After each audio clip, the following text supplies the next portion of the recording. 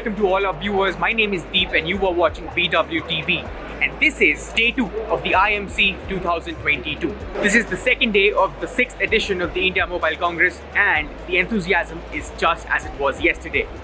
In today's video, we will be having conversations with companies and entrepreneurs and asking them how 5G will impact their business. We will also ask them how 5G will play a role in online gaming.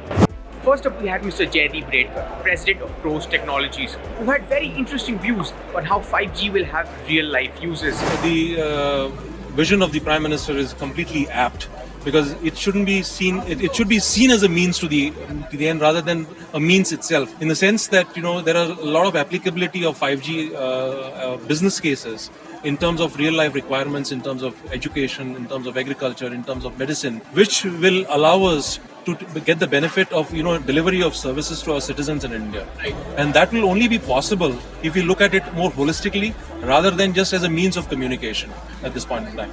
And unless and until the other sectors also have that kind of a situation that comes in where we are able to deliver together as a 5G solution, we will not be able to get the true value of 5G in India.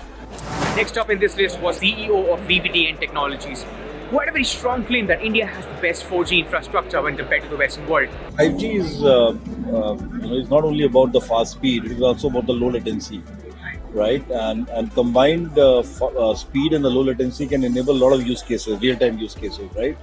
And I think the use cases are evolving, and they will, kind of over the next few years, right? You will see a lot of mature use cases happening on the 5G, right?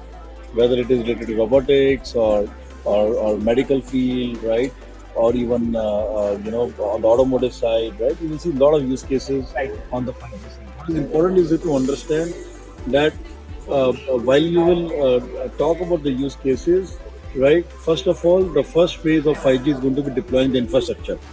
From VVDN perspective, what we're going to focus is that we create the next generation product, right? Which can be used by any infrastructure companies, right? And the operators, and they can deploy on the network side. So as part of that, we are designing 5G radios, we are designing 5G servers, we are designing 5G software, 5G IP, right? And we're getting more and more mature, right? As we grow, right? I think VVDN will play a major role in helping the OEMs, brands, and operators to deploy 5G infrastructure. Let me tell you that while there are a lot of gaps, but because I travel globally, India has the most strongest 4G infrastructure.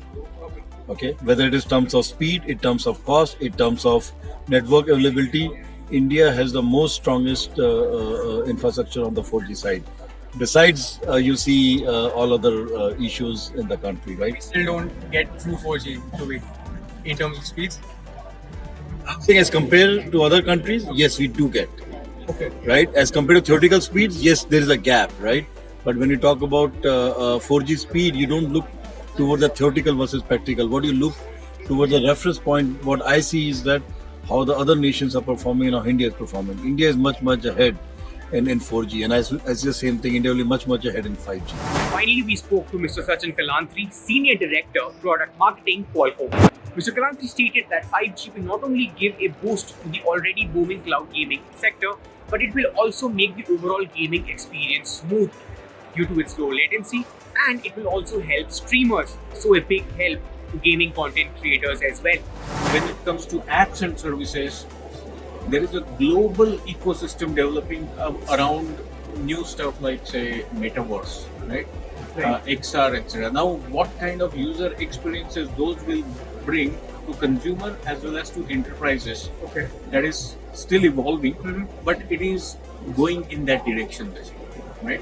Cloud gaming, for example, can be a use case which can be enabled using this. Will be or is a use case. I shouldn't even say can be a use case, right?